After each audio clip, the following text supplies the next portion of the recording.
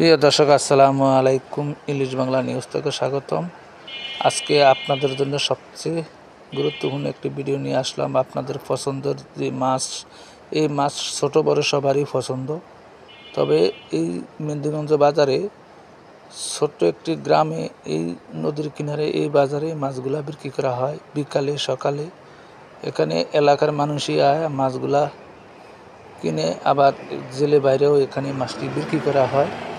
তবে মোটামুটি গ্রামের বাজারটাই অনেক ভালো লাগে। তবে শহরের থেকে গ্রামের সব কিছুই ফ্রেশ পাওয়া যায়, মাছের থেকে শুরু করিয়া শাক সবজি।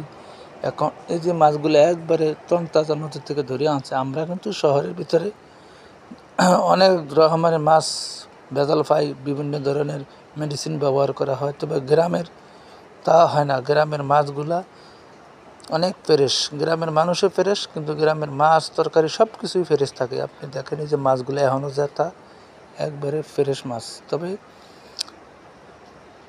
মাছগুলা অনেক ভালো মাছ। আসলে যারা গ্রামের আছে তারাই এখান থেকে